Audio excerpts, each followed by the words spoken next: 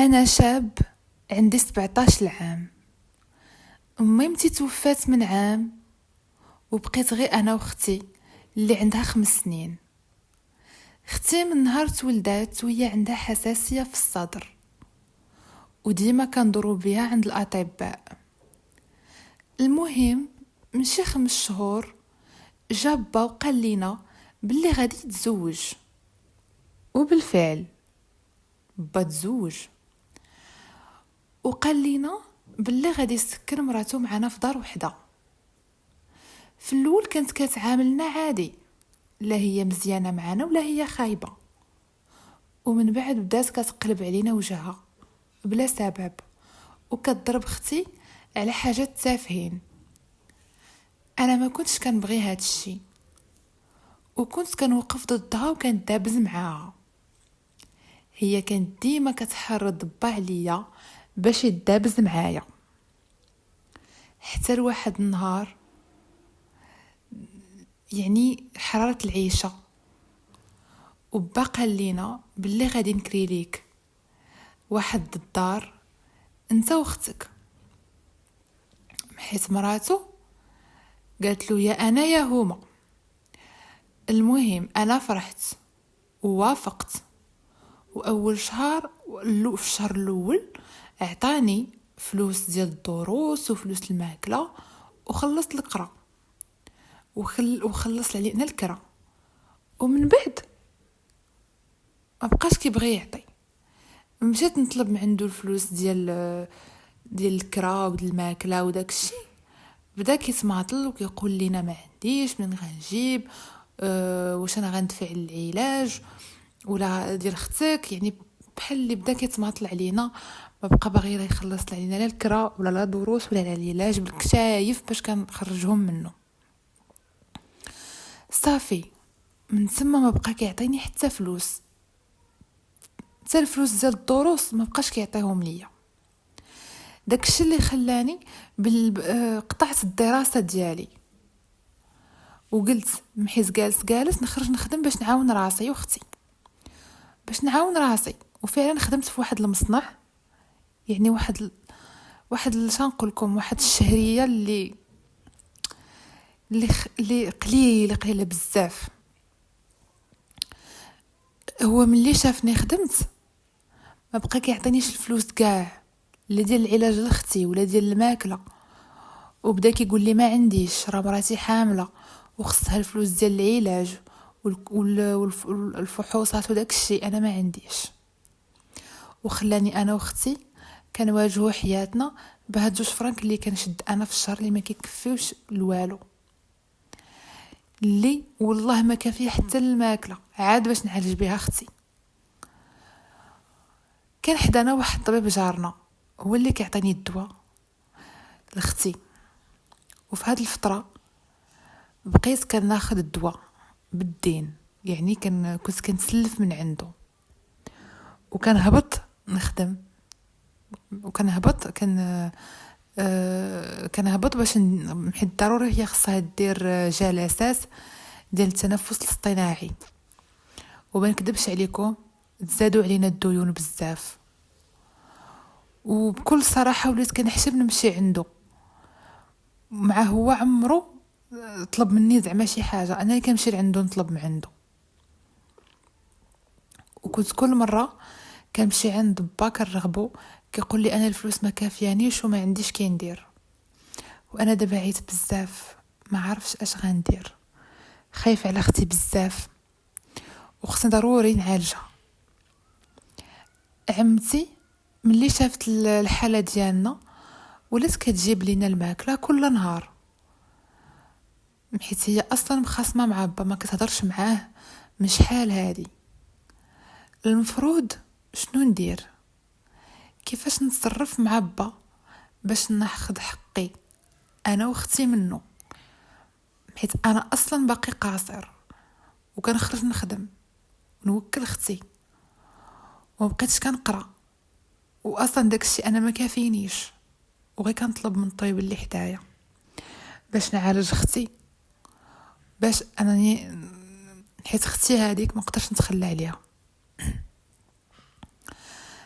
دابا انا ما تقولوش ليا ندي اختي لعندو هو يعالجها وتبقى عنده، حيت انا متاكد الا خليت اختي عنده غادي ما غاديش تخلي عيشتها زوينه، غادي تعذبها. وانا ما نقدرش نتحمل نكون بعيد، ما نقدرش نتحمل تكون اختي بعيده عليا مع وحده اللي ما غاديش تراعي الله فيها. ما عرفتش اللي عنده حل ما يبخلش عليا. انا ما محتاجش فلوس من حد، ما بغيت فلوس من حتى حد، غير بغيت نعرف كيفاش نتصرف مع با ونطالبه بالحق ديالنا المشروع.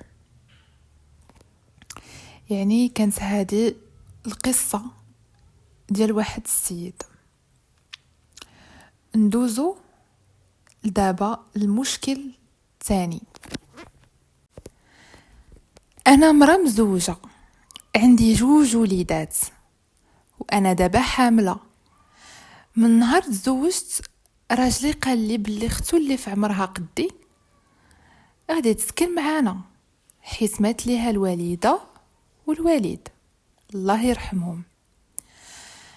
انا ملي عرفت بالموضوع فرحت بزاف ورحبت بزاف بها، ما عارضتش نهائيا وقلت مرحبا بها. الا ما هزتهاش الارض نهزها فوق راسي. والله شاهد باللي انا كنت كنعاملها بواحد اللطافه يمكن كتر من الام ديالها. ولكن من النهار اللي جات والله العظيم عمرها ما عرضات عليا شي مساعده في شي حاجه، لا في الطياب، لا في لا في لا باش تعاوني بلسي في القرايه، لا في حتى حاجه. يعني ما كتعاونيش. انا الشغل ديال الدار كله تماره وكنخدمها حتى هي، كنديرو غير انا بوحدي، غير كتاكل وكترمي ليا الطبسيل في البوطاجي، ما كتعاونني في حتى حاجه. كتعمر سطل الزبل في بيتها وانا اللي كنخويه، وعمري ما هضرت، غير مراعيه المشاعر ديالها. ولكن دابا الموضوع ولا عيب كبير عليا مع الحمل والعيا. واش معقول انا نخدم وحده اللي قدها، نخدمها في الطياب وفي الشرب وفي النظافه والغسيل، وزايد عليها حريتي اللي ولات محبوسه تماما. هادشي كله بلا ما نعترض. دابا انا ما عرفتش شنو غادي ندير. هاد السيد كيقول غادي نحاول نحكي مشكلتي باختصار. انا شاب عندي 23 عام، ولكن شخصيتي ضعيفة بزاف، صوتي خفيف بزاف، وانا طيب بزاف ومؤدب. ما كنعرف نهضر لا في اجتماعات اللي فيها ناس. وحتى ملي كنت في الجامعة واحد النهار الاستاذ وقفني وسولني واحد السؤال، انا جاوبته وقلت له ما عرفتش، وهو بدا كيضحك فيا الناس وبدا كيستهزئ مني قدام صحابي والبنات وكل شيء، جلس كيضحك عليا. هذا الموضوع مرضني بزاف، مع انني كنت قاري مزيان هذيك الجزئيه ومتاكد انني كنت نقدر نجاوب. ولكن ملي وقفني حسيت بالدماغ ديالي تسد وتنسى كل شيء. وعندي مشكل اخر، ما كنبغيش نبان نهائيا. مثلا اذا كنت غادي في الزنقه ولقيت شي حد كنعرفو كنبغي نبدل الطريق ولا نتفاداه. وحتى الا شريت شي حاجه وبغيت نرجعها ما كنقدرش نرجعها، ما نقدرش نديرها. والا شريت شي حاجه جديده نلبسها ما نقدرش نلبسها دغيا، كنخلي خوتي يلبسوها سيمانه عاد نقدر نلبسها انا. كنت نازل على ابسط حقوقي، حيت ما بغيتش المشاكل. وجيراني كيعرفوا هاد النقطة وكيستغلوها، كيخليو ولادهم يلعبوا الكرة قدام الدار ويقلقوا ليل ونهار، وهما من داك النوع اللي ما كيجيوش غير بالعين الحمراء، والا بقيت ساكت عليهم غادي يركبوا عليا. ما كنعرف نهضر مع بنات ولا مع العيالات، كنبقى نتهته في الهضره، يعني وصل الهضره العاديه ما كتخرجليش. حتى صحابي والناس اللي كنعرفهم كيستغلوا ضعف الشخصيه ديالي، وحتى امي كتغلط فيا بزاف وكتقرني بفلان وفلان. خدمت اكثر من مره، وديما كنت كنخدم بواحد الضمير اللي كبير بزاف، ولكن الناس في الخدمه ما كيعجبهمش هذا الشيء وكيجريو عليا. مثلا واحد قال لي خصك تكون كتفرفش هكا في الهضره، وتكون زعيم، وتكون هضاضري، وتفتح مواضيع مع الناس، والى الكليان غدا يطير. واحد الواحد اخر كيتلذذ يسب في الخدامين معاه، ومنهم انا. هاد المشاكل عندي من الطفوله، ملي كنت في الثانويه العام. ملي كنت في الثانويه كنت داير الهدف ديالي ندخل الطب باش الناس يوليو يحترموني. عارف بلي التفكير ديالي كان غلط، ولكن للاسف ما دخلتش الطب ودرت التمريض، ومتسمى المعاناه ذات بزاف. حنا عائله محترمه، ما كنغلطوا في حد، وهذا الشيء هو اللي تتعقد حياتنا. جربت نكون قاسي جاف وما نهتمش بالناس، ولكن ما قدرتش. الحلم ديالي نكون طبيعي بحال الناس، نعيش حياتي على خاطري، نكون بحال الشباب ونكون محبوب وسط الناس، ولكن ما عارفش كيفاش ندير. انا عايش في الجحيم.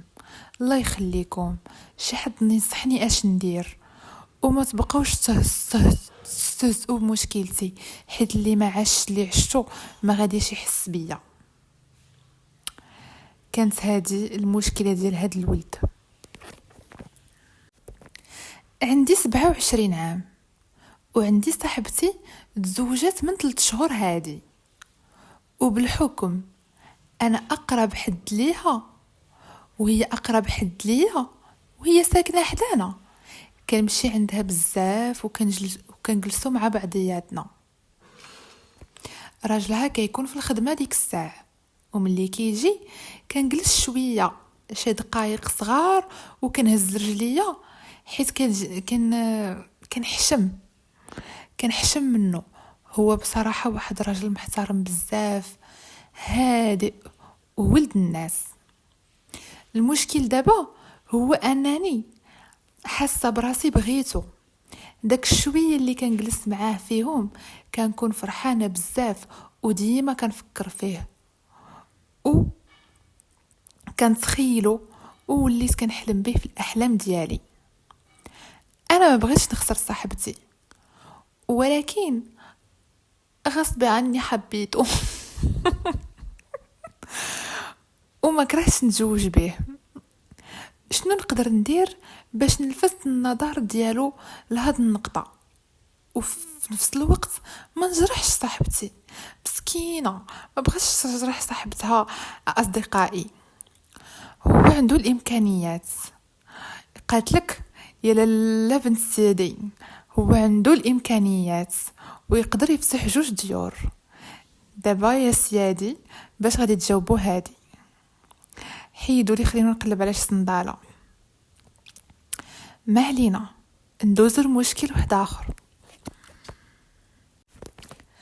انا طبيب ساكن في ميريكان، وتعرفت على بنت قريبه هنايا في ميريكان، بنت البلاد، بنت بلادي. من اول ساعه تلاقينا فيها قالت لي يلا نمشيو للمول الفلاني. سولتها علاش؟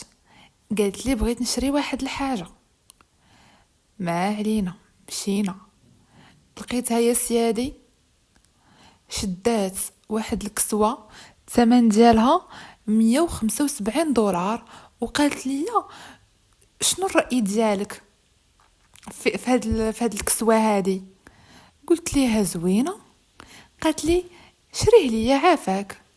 الصراحة انا تصدمت بحال ضربتني بطرشة، حيت هادي غير اول خرجة لينا واول ساعة اللي كنشوف فيها هاد البنت. المهم انا حشمت بزاف وقلت ليها واخا نشريها لك، وخلصت على سعدي ووعدي. من بعد وحنا واقفين لقيتها شدت شعطورة اللي الثمن ديالهم في الحدود ديال 120 دولار، وبقات كتشوف فيا وقالت لي خد خلصت هادو. انا تصدمت مره اخرى وقلت لها شنو؟ قلت لها واخا نخلصهم. قلت لها ولكن قبل ما نخلصهم خصني نزيدك واحد الكسوه واحده اخرى. راني شفت واحد الكسوه واحده اخرى ومتاكد غتجيك زوينه، نشريها ليك. هي فرحات، قالت لي بصح. قالت لي بصح. قلت لها خودي هاد الكسوه سيري قيسيها، وانا كنتسناك هنا باش تخلص عليك العطر وهاد الكسوه الثانيه. هي هاديك ما تسيقاتش ودخلت كطير بالفرحه ومشات لبلاصه ديال لي سياج اللي كيقيسوا الملابس. وانا مشيت الكسوه الاولى اللي خديت وردوا لي فلوسي، ومشيت كنجري وخليتها. السؤال واش انا غلطت في شي حاجه؟